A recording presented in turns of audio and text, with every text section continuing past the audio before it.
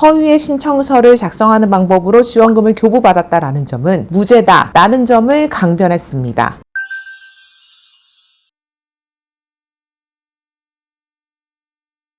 안녕하세요. 법무법인 숲의 송림 변호사입니다. 오늘은 정부로부터 인건비 보조금을 지급을 받으셨다가 실형을 살 뻔하셨던 사연에 대해서 설명드리려고 합니다. 매년 정부에서 인건비 지원 사업을 하고 있는 걸 사업자라면 대부분 알고 계실 텐데요. 내가 지원금을 받고 있다라고 하시면 이번 영상을 주의 깊게 들으셔서 곤혹을 치르지 않도록 주의하시기 바랍니다. 의뢰인은 청년 디지털 일자리 사업 지원금을 받았는데요. 이 지원금은 IT 활용 가능 직무에 미취업 청년을 채용을 하게 되면 국가가 임금의 일정 부분을 사업주에게 보조해주는 돈입니다. 헌데 거짓 부정한 방법으로 보조금을 교부받았다라는 죄명으로 검찰이 기소를 했고요. 이에 대해 지급받은 지원금 전액 반환은 물론 제재 부과금이라고 해서 받은 돈의 5배까지 더해서 반환하라는 민사소송까지 국가로부터 제기를 당했으니 의뢰인은 정말 놀라셨다고 합니다.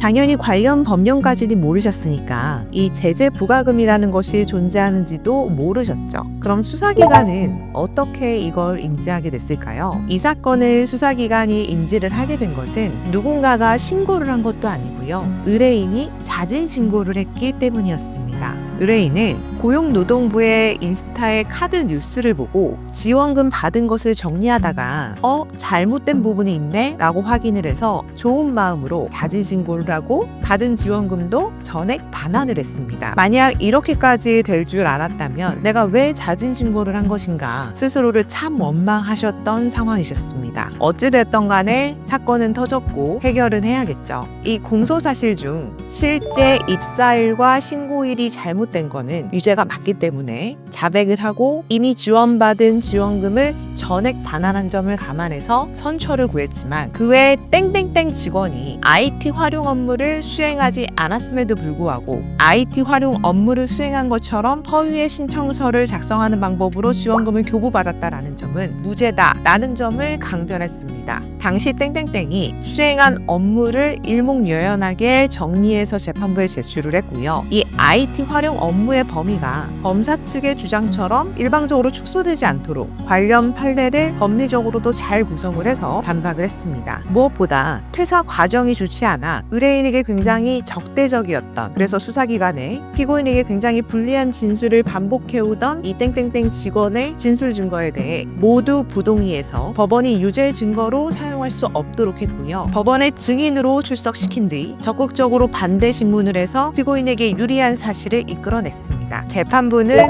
어떻게 판단을 했을까요? 증인 땡땡땡은 이 법정에서 증인으로 선서하고 자신이 이 사건 회사에서 수행한 업무에 관한 질문에 대해서 전체적으로 기억이 잘 나지 않는다라는 취지로 답변을 하고 있고, 이를 비롯해서 법정에서의 진술 내용과 진술 태도 등을 종합을 해보면 이 사건 회사에서 단순 격리 업무만 하였을 뿐 IT 업무를 하지 않았다라는 취지의 이 땡땡땡의 수사기관에서의 진술은 신빙성이 있다고 보기 어렵다라고 설시를 했고요. 따라서 이 부분 공소사실에 대한 범죄는 증명이 없는 경우에 해당하기 때문에 형사소송법 제325조 후단에 따라 무죄를 선고한다라고 밝혔습니다.